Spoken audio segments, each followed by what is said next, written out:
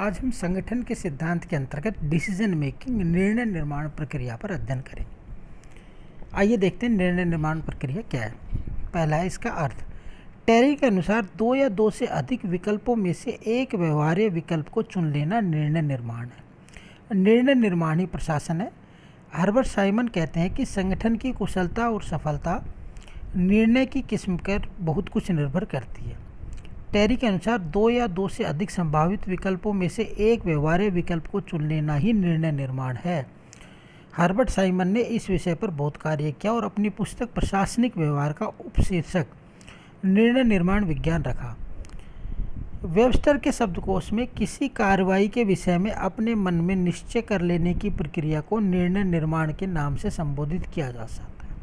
M Jones कहते हैं कि निर्णय एक निष्कर्ष है जो कुछ विकल्पों की जांच के पश्चात छांटा जाता है। यह इसलिए चुना जाता है कि निर्णय लेने वाला यह पहले से देख लेता है कि चुना गया विकल्प लक्ष्य की ओर पहुंचने के लिए अन्यों की अपेक्षा अधिक सहायक होगा और उसमें आपत्तिजनक नतीजों की न्यूनतम संभावना है। निर्णय लेते समय उद्देश्य प्राप्ति की सफलता जहां एक पक्ष होता है, वहीं दूसरा पक्ष यह भी होता है कि उद्देश्य प्राप्ति में न्यूनतम समस्याएं व आलोचनाओं का सामना करना पड़े।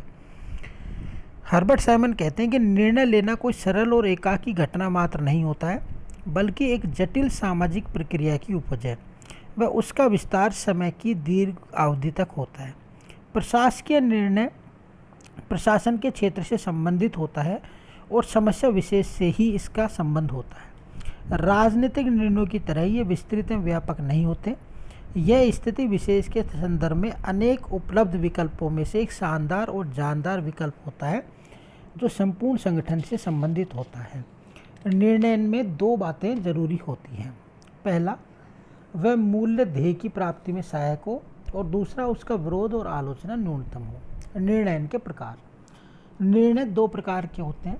नैतिक प्रकृति, रूटीन नेचर के निर्णय वे होते हैं जो संगठन और प्रशासन के रोज़मर्रा के कार्यों से संबंधित होता है। और अभिनव, इनोवेटिव, वे निर्णय कहलाते हैं जो नेतृत्व गुण से संपन्न अधिकारी लेते हैं। ये ऐसे निर्णय होते हैं जिनसे प्रशासन या संगठन परिवर्तित स्थितियों की नई चुनौतियों का सामना करने में सक्षम होता है।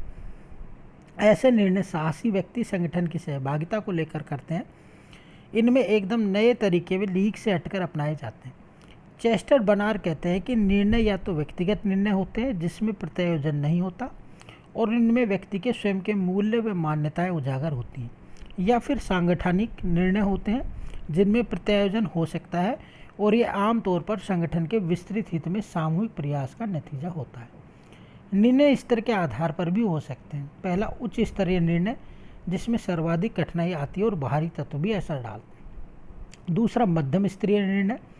ऐसे निर्णय होते हैं जो संगठन को बनाए रखने में सहायक होते हैं। और तीसरा, निम्न स्तरीय निर्णय जो पद सोपान में निम्न स्तर पर स्थिति से निपटने के लिए तत्काल लिए जा सकते हैं। निर्णय निर्माण के तत्व। निर्णय निर्माण प्रक्रिया में अनेक तत्व शामिल होते हैं। साइमन ने दो तत्वों पर विशेष जोर दिया है। पहला है मूल्य और दूसरा है तथ्य। तथ्य सभी के लिए समान होते हैं, लेकिन निर्णयकर्ता के स्वयं के मूल्य होते हैं, संगठन के मूल्य होते हैं। उनकी पृष्ठभूमि में ही निर्णय लिए जाते हैं।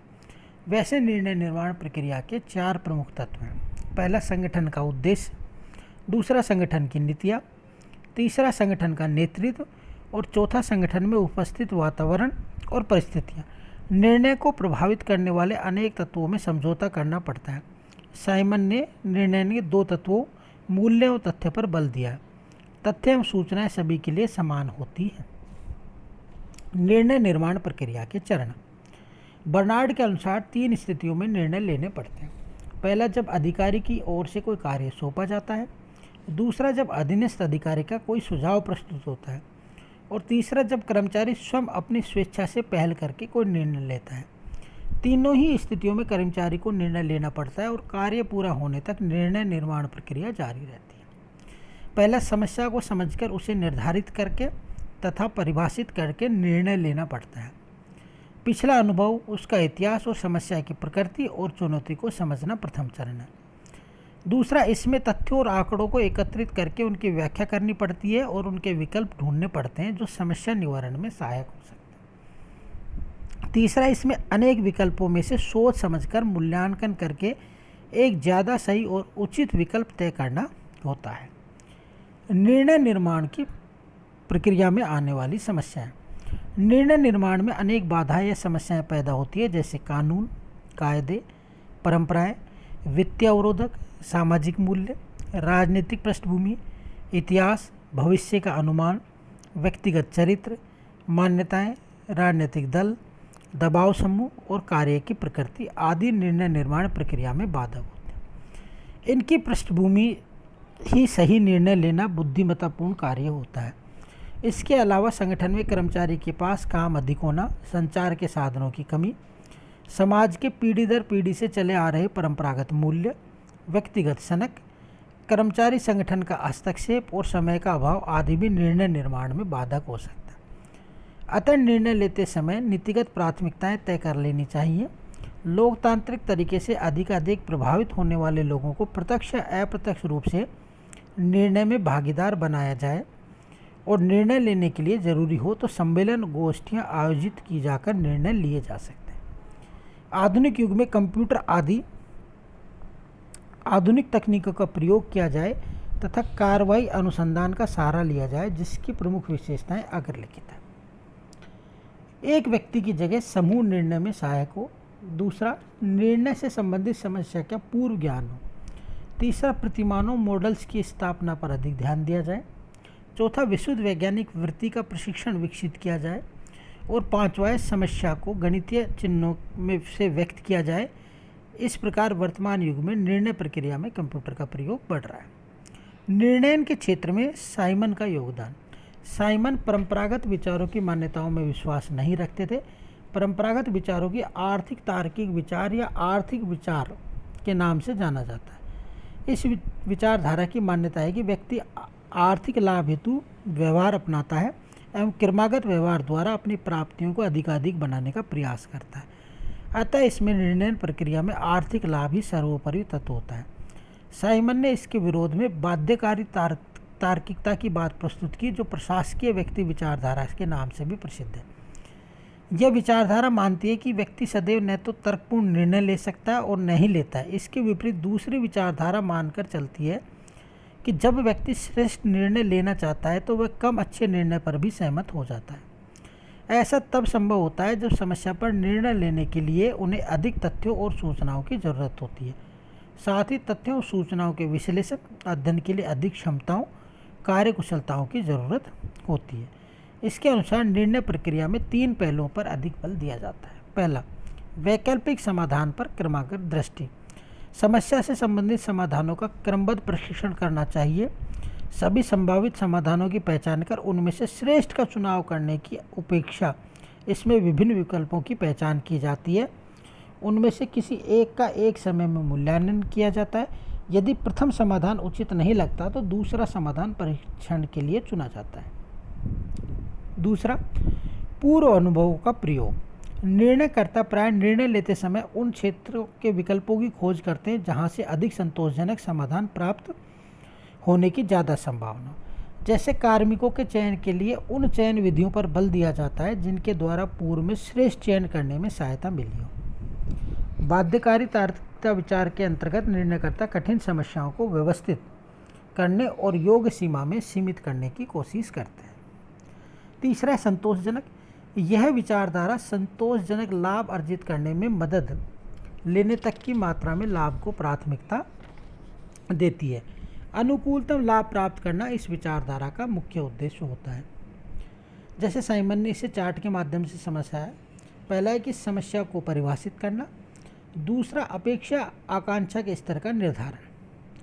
फिर आता है एक संभव विकल्प की खोज हेतु अनुभव आधारित कार्यक्रमों का प्रयोग, या फिर विकल्प का मूल्यांकन करना, संभवतः विकल्प की पहचान करना, और फिर अपेक्षा स्तर की प्राप्ति या सुविधा का मूल्यांकन करना। इसमें आता है कि स्वीकार्य एक विकल्प हो और स्वीकार्य विकल्प का क्रियान्वयन किया जाए। संभावित विकल्प का यदि अभाव हो, अपेक्षा आकांक्षा के स्तर में समायोजन हो तो द्वितीय विकल्प को चुनना चाहिए। निर्णय प्रक्रिया को प्रभावित करने वाले तत्व। मिलेट ने अपनी प्रसिद्ध पुस्तक लोक सेवा में प्रबंध में स्पष्ट किया है कि निर्णय को निम्नलिखित 3 तत्व सर्वाधिक प्रभावित करने की क्षमता रखते हैं। पहला है व्यक्तिगत विभिन्नता। कुछ निर्णयकर्ता शीघ्र निर्णय ले लेते हैं और कुछ समस्या को टालते रहते हैं। वे सोचते हैं कि समय परिस्थिति का जब तकाजा होगा स्वयं ही निर्णय ले लिया जाएगा। यह व्यक्तिगत भिन्नता ज्ञान, अनुभव, संस्कार, वातावरण, लालन पालन आदि के कारण होता है। दूसरा, ज्ञान की भूमिका। साइमन की मान्यता है कि निर्णय की सूचनाओं की उपलब्धि एवं विश्लेषण हेतु गणना सुविधाओं की उपलब्धता प्रभावित करने की क्षमता रखती है। और तीसरा है व्यक्तिगत एवं संस्थागत पहलू। संस्थागत पहलू में विभिन्न लक्ष्यों, परंपराओं, महत्वाकांक्षाओं, पूर्व मान्यता को निर्णय में शामिल किया जाता है। भारत जैसी प्रजातांत्रिक प्रणाली में अनेक आंतरिक उपबाहरी तत्व जैसे राजनीतिक दल, दबाव समूह आदि के प्रभाव को भी निर्णय लेते समय ध्यान में रखना पड़ता है। हर्बर्ट साइमन ने चयन के स्तर पर निर्णय के 3 प्रतिमानों पर अधिक बल दिया है। पहला, ऐसे निर्णय जिनमें बुद्धि का प्रयोग होता है। अनेक विकल्पों में से बुद्धि कौशल का प्रयोग करके अंतिम निर्णय पर पहुंचना पड़ता है। दूसरा, कुछ निर्णय ऐसे होते हैं जिनमें बुद्धि कौशल की कोई विशेष आवश्यकता नहीं होती। ये निर्णय आमतौर पर रूटीन प्रकृति के निर्णय होते हैं। तीसरा, अत्यधिक बुद्धि कौशल के प्रयोग और रूटीन प्रकृति के निर्णय प्रतिमानों के बीच एक और प्रतिमान होता है। इस प्रतिमान में बुद्धि कौशल और मूल्यों को समान रूप से महत्व देकर निर्णय लिया जाता है। सेकलर हडसन ने निर्णय के 12 आधारों का उल्लेख किया है जो निर्णय को प्रभावित करने की क्षमता रखते हैं। ये निम्नलिखित है। पहला, कानूनी सीमाएं। दूसरा, आय व बजट। तीसरा, प्रथाएं व परंपराएं। तथ्य, ऐतिहासिक पृष्ठभूमि, आंतरिक उत्साह उमंग, प्रत्याशित भावी समय, अधिकारीगण की क्षमता, दबाव समूह, राजनीतिक दल, कार्मिक और श्रमिक, कार्यक्रम की प्रकृति और अधीनस्थों की सोच एवं व्यवहार। Thank you.